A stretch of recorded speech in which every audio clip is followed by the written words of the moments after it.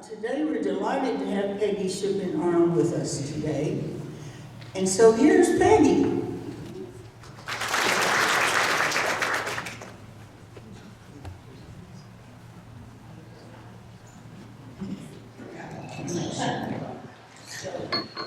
Lovely ladies, it is indeed an honor and a privilege to be here with you this lovely morning.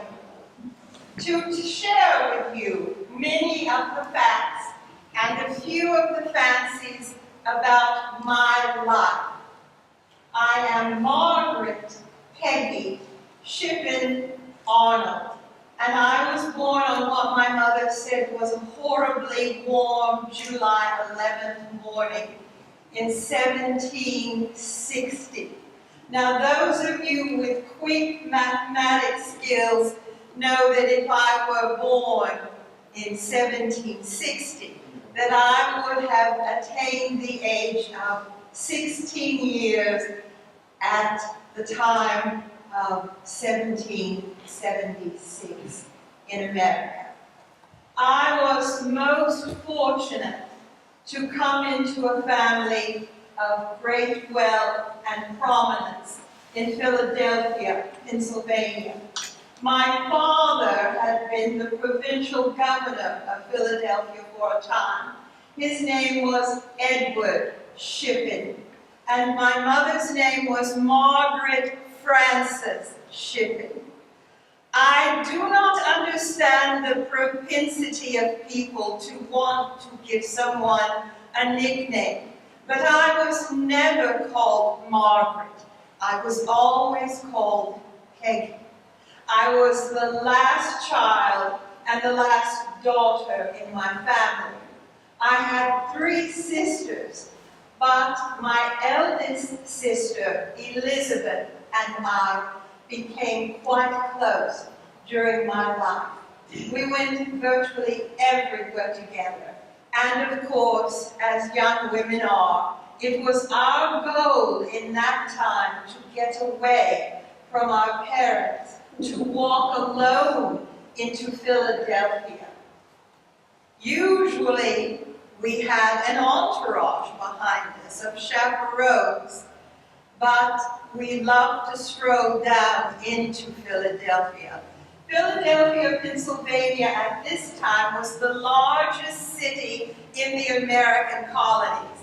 In fact, there were rumors that if American patriots won the Revolutionary War or conflict, that Philadelphia would surely become the capital of America. While this did not transpire, it was, as I said, the largest city. And we had a very wonderful, beautiful home there, our largest home of 3. We also had an estate, a country manor in Virginia, where we kept our horses, and we were privileged to be able to go riding to the house. It was a lovely lifestyle. I was my father's favorite. I had one brother who survived, but he, well, how shall I put it delicately? He was different. He loved clothes and even the high-heeled shoes that women wore and some men wore as much as I did. A dear boy, but not, as they would say, masculine. He did not enter the army. So there we were. My mother had lost 2 babies, which was quite typical. In fact, there were hardly any women of any class with large families who had not lost some of their babies. My mother had lost a girl and a boy, but 4 girls remained. Elizabeth, the oldest daughter, my sister favorite, and me, the youngest daughter. Because of our rank in society, I was allowed to attend classes with other daughters of high-ranking families, and I learned mathematics, history, French, and penmanship. Penmanship was very important back in that day. And so I had a wonderful life. My father and I would gather together every morning after our breakfast, and we would look at the newspaper of the day. Newspapers were sold on the streets with the headlines called out. It was called hawking the newspaper, and they always tried to have a headline that would garner interest. So my father and I would gather together and we would discuss the politics of the day. My mother continually warned me, cautioned me, I suppose is the best word for it. She said, "Peggy, your father has an agenda there, girl. Don't you see?" "An agenda, Mother?" "Yes, an agenda." What is an agenda? Well, an agenda is when you have a plan that you wish to see unfold to your benefit, usually. So be careful and wary of your father. Even as you sit there learning about politics, he may have a plan. I was to find my father did indeed have a plan. When the British took over the city of Philadelphia, Pennsylvania, in 1778, my father came to me and Elizabeth, and he said he had decided that we were to have music lessons.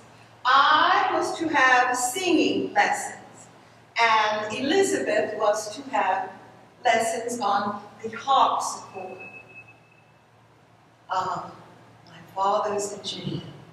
You see, whenever he invited the high-ranking British officers to our home for a wonderful repast and meal, followed by drinks, followed by cigars or snuff in the drawing room, then inevitably there was the question of entertainment. And so, I was to be a singer, and my sister Elizabeth would play the harpsichord. My mother laughed at me that morning and said, "You see, your father's agenda. Free entertainment. He doesn't care if you sing on key or off key. He wants to prop you up, and he wants the officers to admire his daughters." That was fine. For Elizabeth and I had our own agenda, and now we were allowed to walk the 4 blocks to the music teacher's home. Mr. Renoir. I made the mistake of addressing him as Mr. Monsieur Renaud, and he said no. So we spent about 30 minutes learning how to correctly pronounce his name. I did not have a wonderful voice, but it was a loud voice. That's what my music teacher told me. "You're often sharp." Is that a compliment? "No," he said. "Lower your chin when you sing." "Well, you know there is only so far you can lower your chin when you sing." But I tried. And there came an evening. All of the officers of the British were invited because, you see, there had been a rumor that the French were joining the side of the American patriots.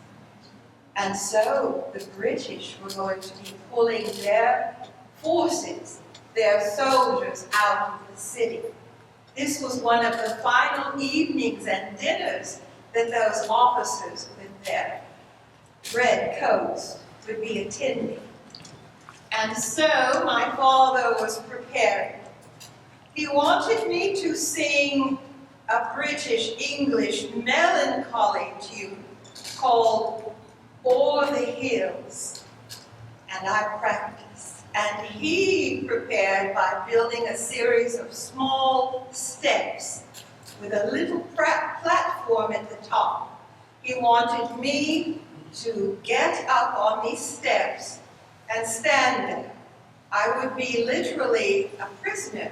There was no way I could get off the steps without assistance. And so Elizabeth and I prepared, but the evening arrived. The tripods with their candles and the braziers were all lit, and the men had been drinking heavily. They were primed to be emotional for my sharp voice. Elizabeth, her harpsichord sat there beside this little series of steps, but she did not join me. She was flirting with her fan at a table nearby. I stared, I glared, she still did not join me. My father stood at the back of the room, circling his hand and nodding his head. He wanted me to begin. So I began.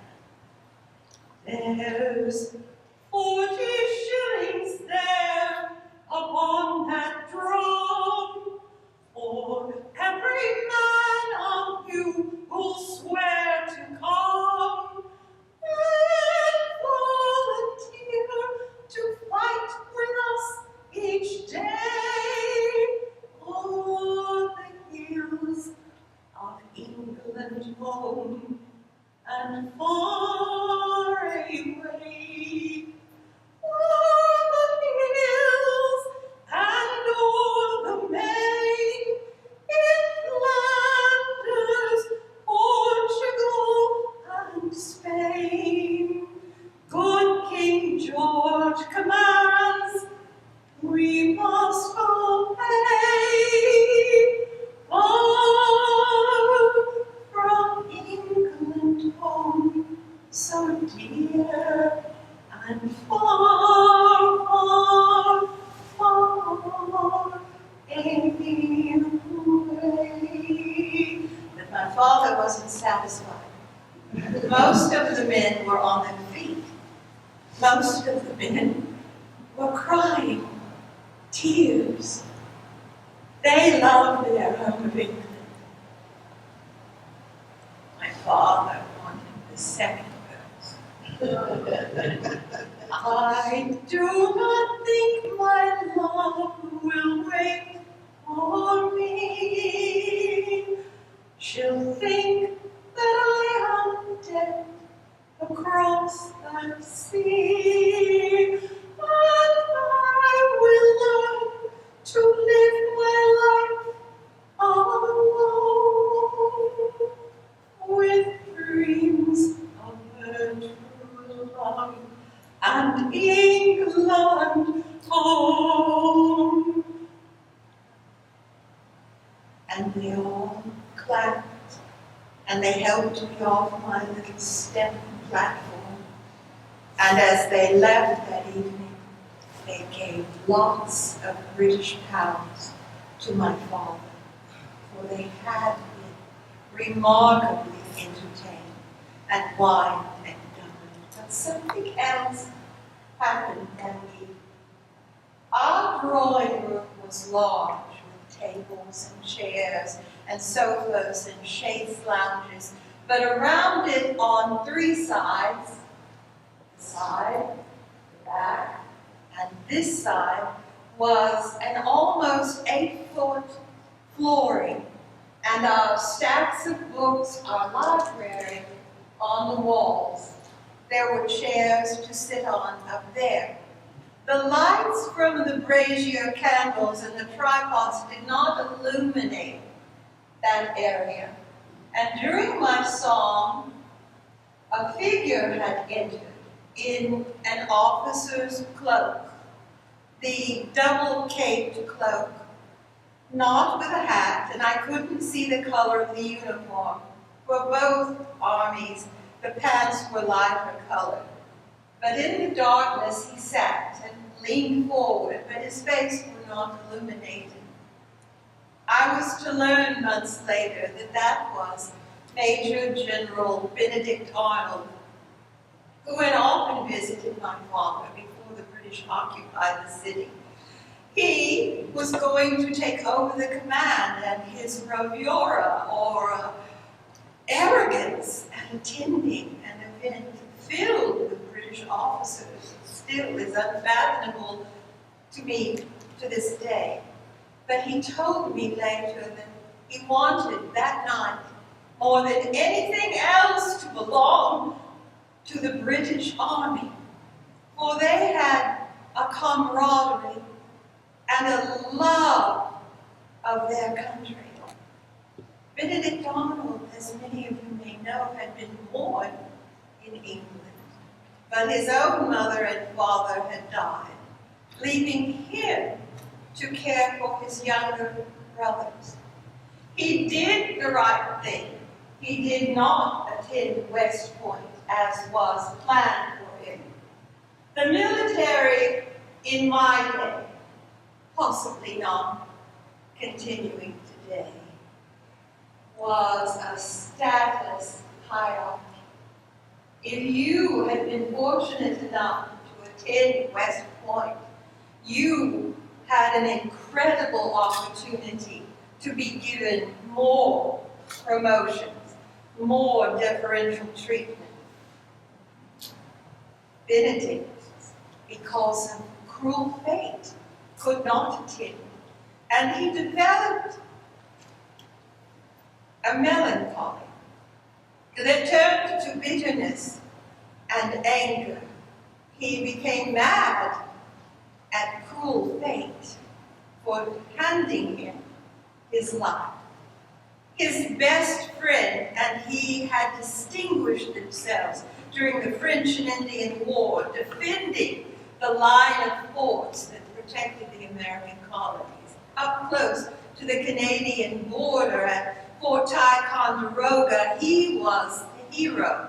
In the two battles of Saratoga, the final battle of Saratoga, where he was wounded on his horse, he was known to be a fighting man, often brash and bold and disgustingly arrogant. But still, he was a man who could fight. And he was a man who was up there in our gallery above the redcoat officers as they took their leave of our home. He wrote a letter to my father asking permission to come and call upon Peggy. And we walked, always with a chaperone, and we talked, and I discovered how unhappy he was. He said he hated more than anything now his clumping, for he had actually been wounded again in battle, in the same leg, in the same spot. They told him he was going to have to lose that leg if he wanted to live.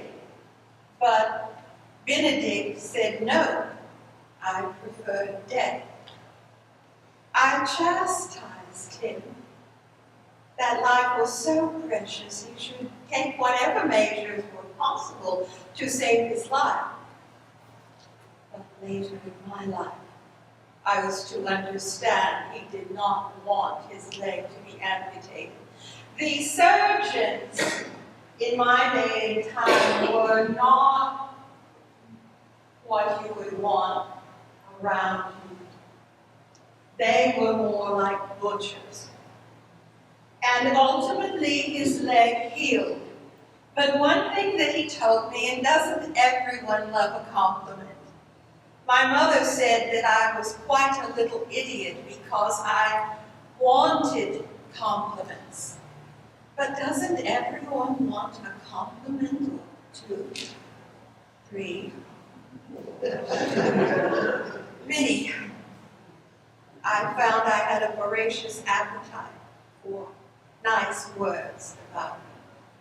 And Benedict wanted some nice words. He had entered a room and clumped, and he had actually heard, Benedict's coming, I can tell by his clumping. He wanted to literally kill the people that said that. But he imagined if I were on his arm, and I was very short, and you must not see me now as I appear later on in life. Back then, I was a young, pretty girl, as all of you were young and lovely girls. And still, he wanted me to be on his arm when he walked into a room, so that no one would notice the clumping. They would just look at Peggy. And before long, he proposed to me. And although my father objected for a time, Benedict had acquitted himself well as the provincial governor of Philadelphia. And after all, his best friend was George Washington. George Washington and Benedict were quite a pair, for both of them were of extraordinary height at this day and time. Both of them were over 6 feet, close to 6'5". So when they entered a room, they were naturally the dominant figures. So, considering George Washington's friendship, and George Washington being such a man who knew character, my father agreed. Benedict proposed. I knew somewhat what I was getting into. But do we really know our husbands until after the marriage? It's like a curtain, as if a curtain has been drawn, and then you find the true person, the true characteristics. And so, I knew that Benedict had 3 sons by his first wife. I knew she had died. I knew that her name was Margaret. I did not know, in moments of passion, when Benedict would say, Margaret. Margaret, was it the first Margaret? Or was it me? I, Margaret? Of course, you don't ask, but I wondered. I accepted those 3 boys who now were in our family. And Benedict was busy with a trial that would take place. Benedict, in the French and Indian War, Benedict had a lot of people that didn't wish him well. In fact, they were taking the steps and measures to curb his arrogance, his bravado, his conceit. During the French and Indian War, when the battles were won, after the battles were won, he rewarded his men. Benedict talked about this to me.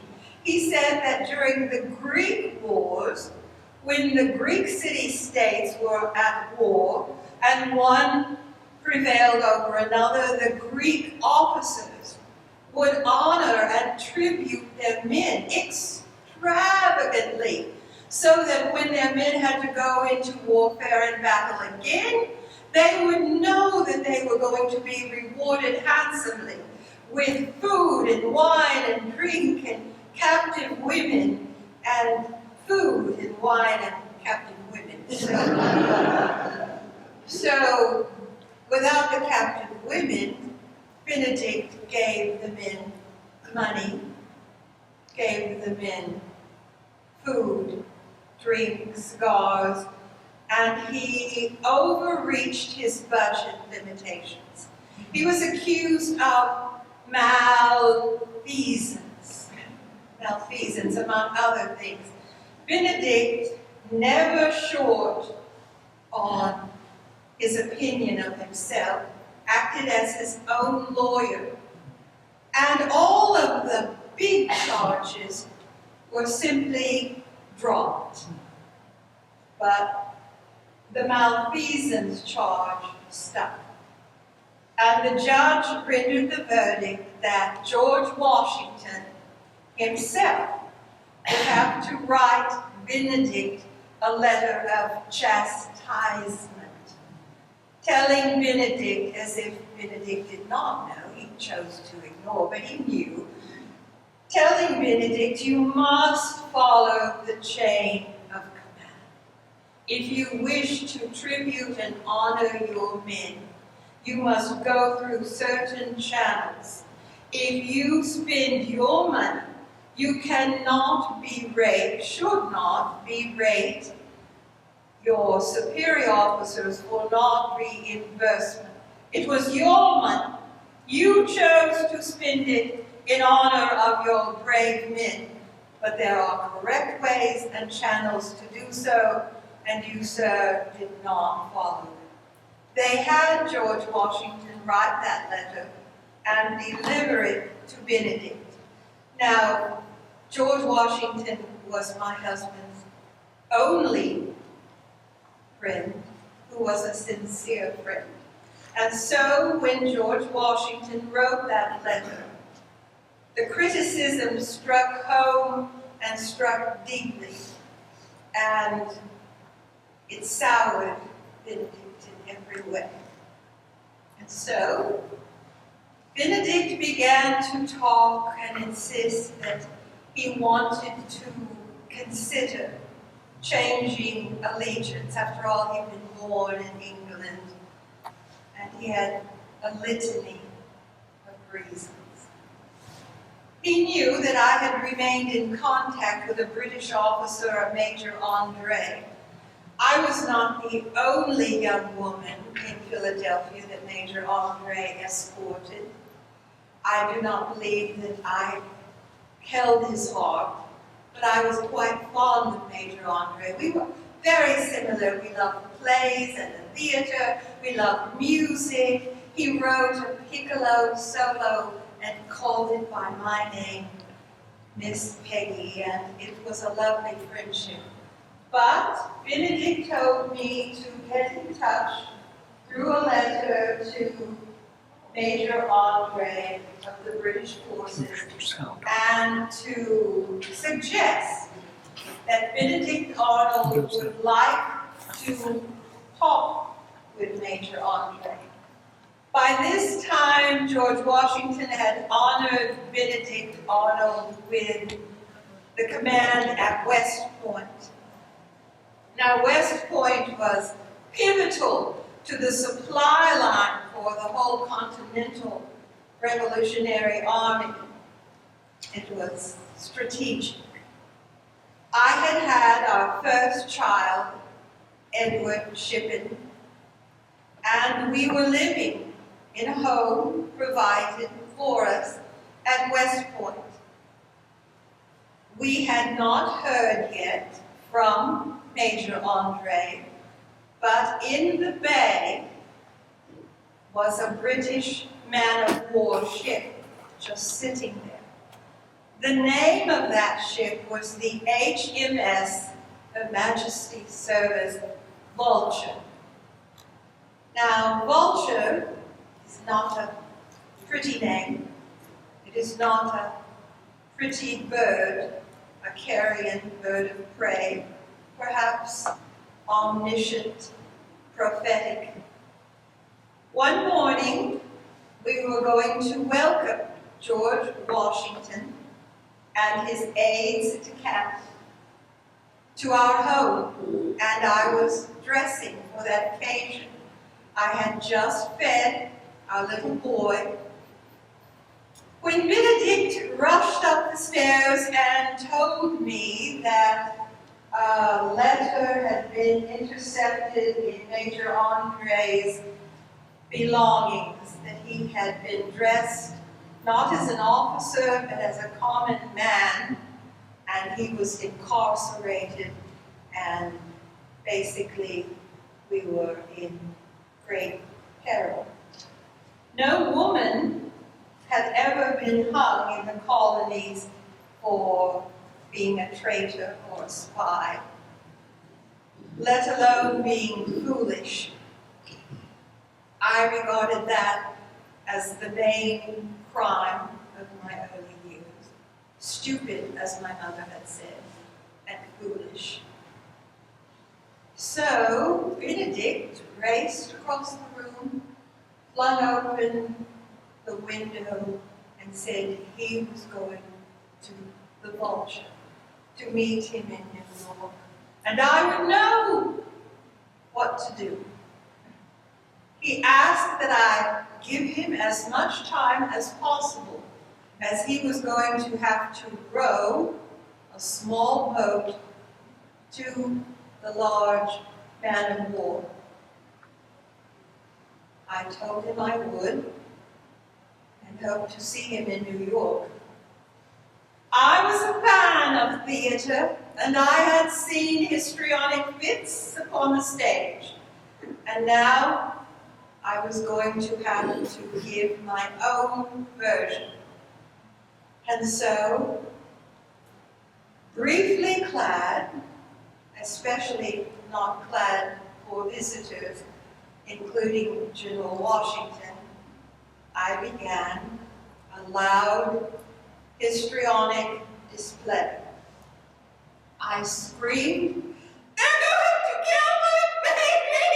Oh, my husband! Oh, dear Lord in heaven, save me, for I have been undone!" And I convinced them. They allowed me and my baby safe passage to Philadelphia, to the home of my parents, and Benedict reached the HMS Vulture and on to New York, where he would end the war as a British soldier. While I was viewed innocently in the beginning, eventually that opinion narrowed and altered greatly. My parents were appalled because, of course, my father had been provincial governor of Philadelphia. His esteem in the community of Philadelphia was quite high. But now, due to his youngest daughter, all was threatened and besmirched. I had to leave Philadelphia. The mobs were angry and ugly. There were cats and rotten eggs and squishy cabbages thrown and hurled at the coach. Our life was in peril, but the worst of it was that my mother told me, "Peggy, dear girl, I must tell you, you cannot come home again to see us. It is unfortunate that I tell you this, but you threaten our very lives if you do so. I know there will be more grandchildren and I will miss seeing them, but you must write to me. If you relocate somewhere that it is safe, we will come to you. But I am honest and sincere to tell you, don't come home again." The excuse of youth and foolishness and vanity is only so good for so long. I joined Benedict in New York, and ultimately, at the end of the war, we went to New Brunswick. In New Brunswick, Benedict was just as unhappy and just as unpopular. So ultimately, we wound up in England, where we were presented to the court. Queen Charlotte was magnificent to me. She honored me with a high salary yearly for the children I had, and there was a clause that said, "and any future children."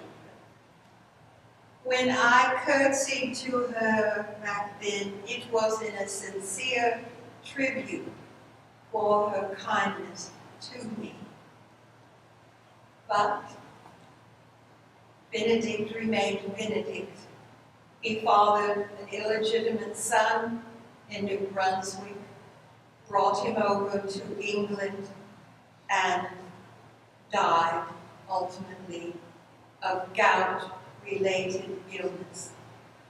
When Benedict passed away, there I was. I wrote my family, but they said they could not yet come. I read the Bible. I attended church and sat on the very back pew, and I paid off all of Benedict Arnold's sizable debts. I would walk the streets with Sophia and Matilda, my only little girl, and I would wear the old clothes of colonial America. By now, Napoleon's Josephine was changing the fashion to a straight little puff-sleeve dress with an empire waist. So these frocks were definitely out of fashion.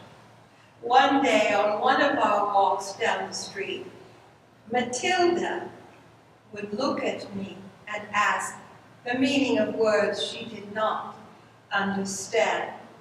Marguerite, my seamstress, would take orders, 400 pounds, an outrageous sum, but I had to pay off his debts. I had to leave my children debt-free. I knew there was something wrong. My breast had hardened on one side. I had discovered a lump there. And now I knew how Benedict had felt when he said, "I will not be mangled," and had my leg removed, for I did not want my dress cut off. So I had come full circle. I understood everything. Foolish no more. Going to church, sitting in the back pew and reading the Bible to my children. But one day, as we walked the streets, hoping that someone would tell Marguerite, "I want that gown in size 10, in color such and such," for she even carried the swatches with her. A woman passed and said, "Oh, such a relic," and walked on. And Sophia and Matilda said, "Mother, Mother, Mother, what is a relic?" A relic, dear child, is something whose time has passed, yet it lingers on. I'm a relic, Sophia. "Oh no, Mother, you're beautiful."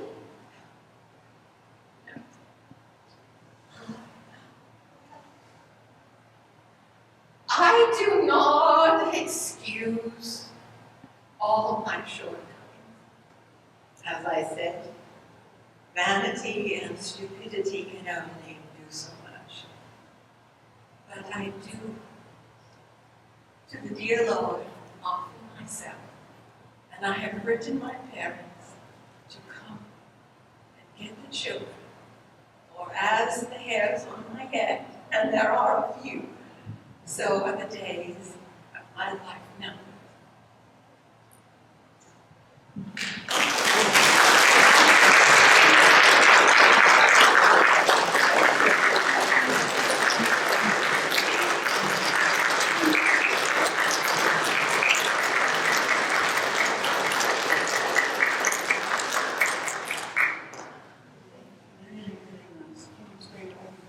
Absolutely.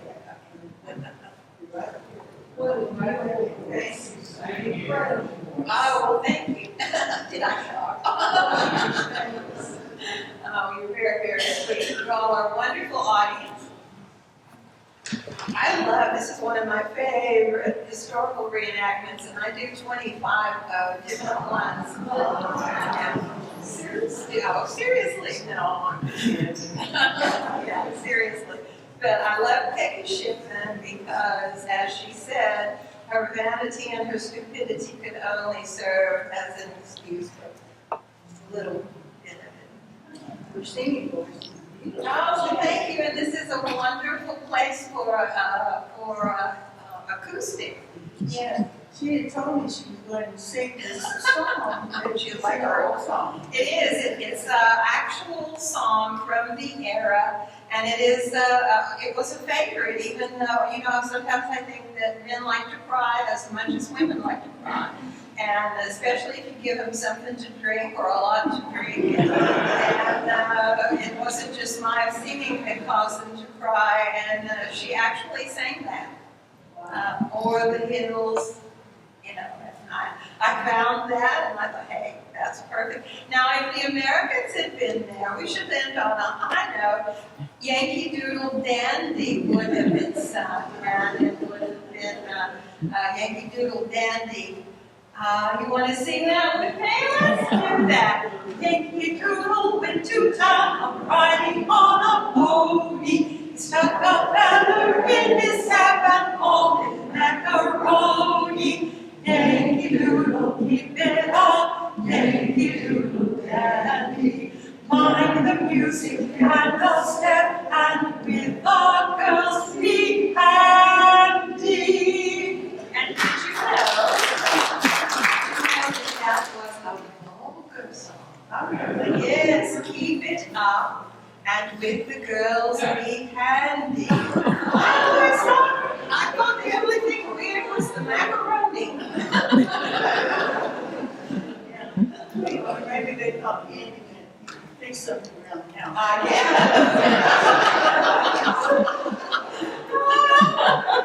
We have this gift for you, and I'm going to open it. Oh, good. If you'll wait about 300 years, spiral stuff would be invented. That's you true. could put a spiral. Oh, it's so Yeah. Thank you so much. Did you do that for me? Catherine did. Oh, Catherine. Oh, lovely Catherine. Thank you so much. About in here, it has to wash it. Oh, that's right. She fuses at me a lot for not cleaning mine. Yeah. Well, when you think of Peggy, I hope that you will soften. I really think that she just got in over her head. And we sometimes do that, and we get ourselves in bad situations. But she wasn't bad at heart, and anyone that became and turns to religion, of course, is not. For our dear Lord ultimately chooses us all. What happened to her children, her young children? They came and got, her parents came immediately. They missed her death by a few days, and she is buried beside her husband Benedict. I don't know if that pleased her as much, but I think that it was a wise choice to call her parents in before she actually got really, really bad. Just curious, and she said she had small children. She did, yes. Peggy and Deborah are going to lunch with us. And Nancy, are you going? This will be a first for Morgan's. Do you want me to stay? Here you are. I don't know. Winter is like right now. Yeah, okay. As long as I've got time to change, I think I'll change. Yeah, I'm sure I would be a topic of conversation. Oh, we will make a tribute in your name to the State Region. Thank you so much. Thank you for coming. She came all the way from Andrews. I don't know if you know where that is, but It is. It's under Amarillo and Lubbock and Seminole. Then we have Andrews, which is above Midland, Odessa. But it's quite a jaunt. And I sat in the airport yesterday for 3 hours waiting for the flight to Austin. The reason I booked a later flight is because I didn't want my husband to drive in the darkness to get, we're 70 miles from Midland, Odessa Airport, and his eyesight, even though he's had the retina thing, I think he needs that blown out plane because he's not seeing as well, so I didn't want him driving in the dark, and the next flight was at 10:30 in the morning. So, but you all are worth it. You were a lovely, lovely audience, and I didn't see anybody looking at their cell phone because I probably would have come and stood by it. You know, it has absolutely ruined the opportunity of anyone who presents programs to give a program because, you know, I'm not that, I mean, there's no sex, there's no explosions, and I'm not the communication with your family, you know, which we have to have. So, I mean, they'll be sitting there in front, and I'm like, I really worked on this. Really listen, and you all were an excellent audience. Thank you so much.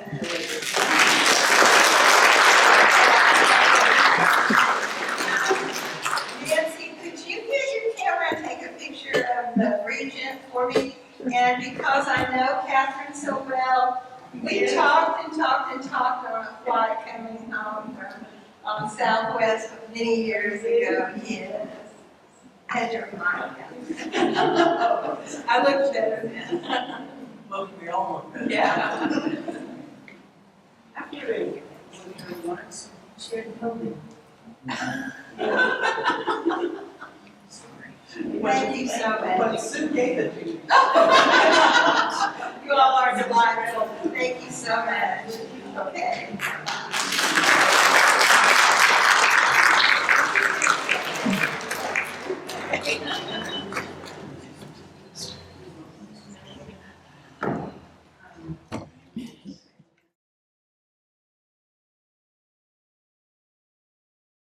So thank you again, and hope to see you at lunch.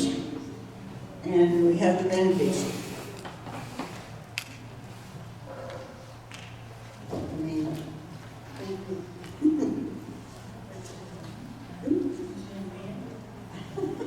Yes, I am so thank you so much.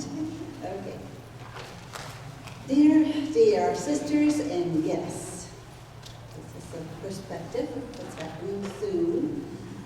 Easter is here.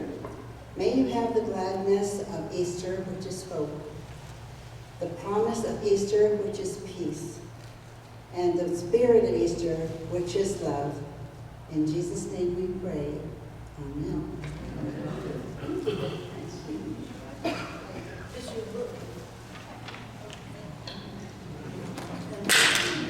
All right, we are adjourned.